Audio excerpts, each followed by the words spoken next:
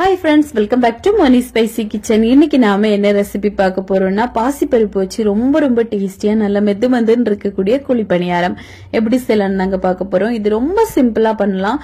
உள்ள பாத்தீங்கன்னா நல்ல சாஃப்டா சூப்பரா இருக்கும். ஈவினிங் டீ டைம் ஸ்நாக்னு கூட சொல்லலாம்.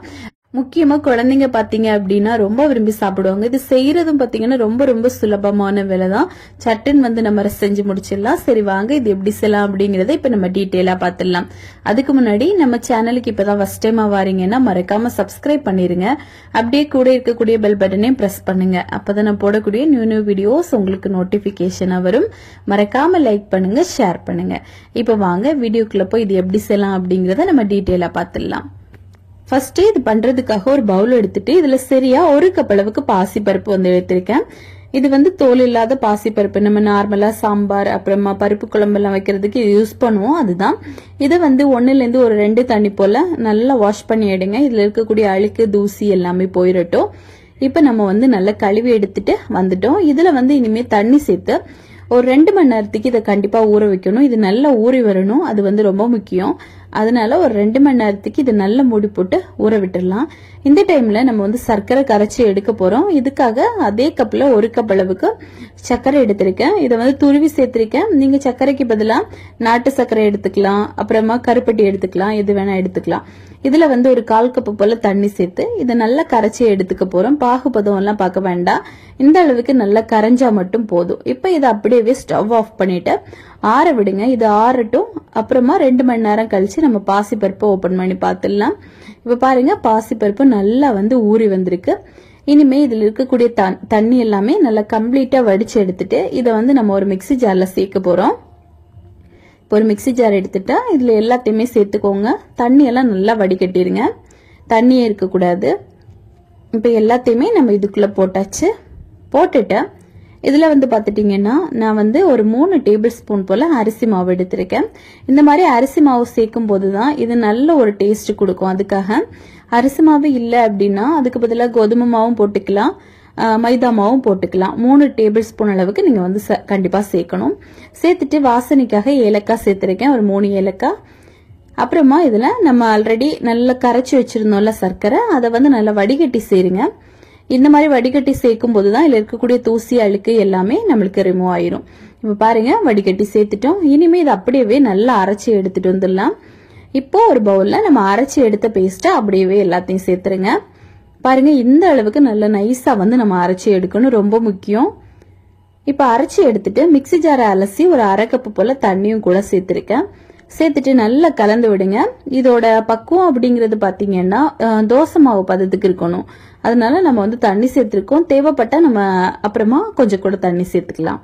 இப்ப தண்ணி சேர்த்துட்டு நல்லா மிக்ஸ் பண்ணி கொடுங்க. இந்த அளவுக்கு நல்லா மிக்ஸ் பண்ணதுக்கு அப்புறமா இதுல ஒரு 1/4 டீஸ்பூன் அளவுக்கு பேக்கிங் சோடா இது கண்டிப்பா சேர்க்கணும். இது சேர்த்து பண்ணும்போதுதான் இது நல்லா உப்பி பொங்கி சூப்பரா வரும். இது வேண்டாம் அப்படின்னு நினைச்சிட்டீங்கன்னா நீங்க இதை கண்டிப்பா கொஞ்ச நேரம் ஊற வைக்கணும். ஒரு 5ல இருந்து 6 மணி நேரமாவது நல்லா ஊற வைக்கணும். அப்படின்னாதான் உங்களுக்கு பெர்ஃபெக்டா வரும்.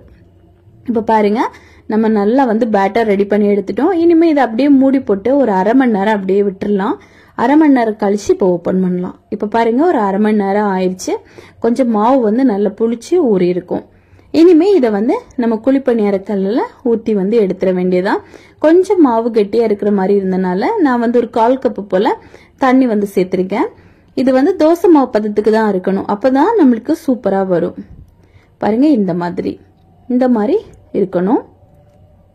நம்ம சேர்த்திருக்கக்கூடிய இனிப்பு பாத்தீங்கன்னா கரெக்டான அளவு இருக்கும். உங்களுக்கு கம்மியா வேணும் அப்படின்னா 3/4 கப் போல நீங்க சர்க்கரை சேர்த்துக்கலாம்.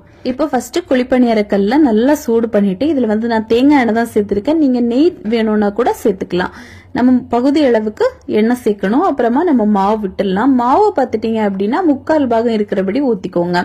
இப்ப எல்லாத்துலயுமே நம்ம மாவு ஊத்திடலாம். மாவு ஊத்திட்டு என்ன பண்ணணும் அப்படின்னா இது மேல் பக்கம் நல்லா வெந்து வாரதுக்கு முன்னாடி நம்ம திருப்பி போடணும். அது ரொம்ப முக்கியம். எந்த குழிப்பணியாரம் நீங்க பண்ணாலும் சரி இந்த ஒரு ப்ராசஸ் ரொம்ப முக்கியம்.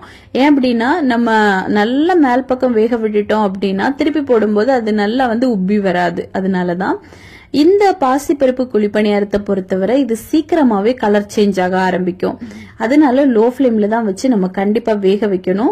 லோ ஃபிளேம்ல வச்சு நம்ம இந்த மாதிரி வேக வச்சோம் அப்படின்னா கரெக்டா சூப்பரா வெந்து வரும். பாருங்க, இப்பவே ஒரு பக்கம் நல்ல ஒரு கோல்டன் கலர் ஆயிடுச்சு. இனி மறுபக்கமும் நல்லா வெந்துருச்சு அப்படின்னா நம்ம உடனே எடுத்துடலாம். இப்ப இதே மாதிரி எல்லாத்தையுமே நம்ம திருப்பி போட்டு வேக வைக்க போறோம்.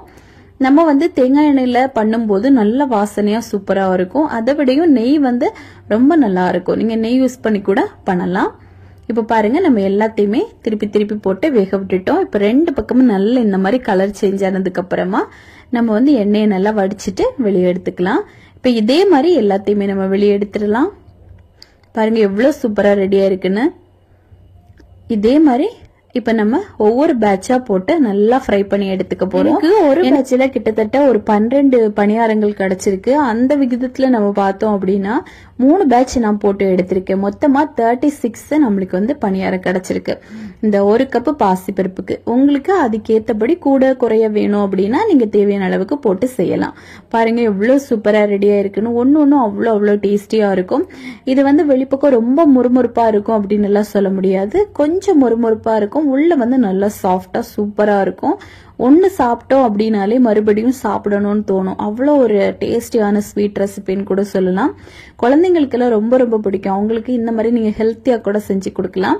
இதே மாதிரி நீங்களும் உங்க வீட்டுல செஞ்சு பார்த்துட்டு எப்படி வந்துச்சுன்னு மறக்காம கமெண்ட் பண்ணுங்க. அப்புறமா நம்ம சேனலுக்கு இப்பதான் ஃபர்ஸ்ட் டைமா வந்திருக்கீங்கன்னா மறக்காம சப்ஸ்கிரைப் பண்ணிருங்க. இதே மாதிரி இன்னும் நிறைய ரெசிபிஸ் வேணும்னு நினைச்சீங்கன்னா மோனி ஸ்பைசி கிச்சன் சேனலை ஃபாலோ பண்ணுங்க. தேங்க்யூ.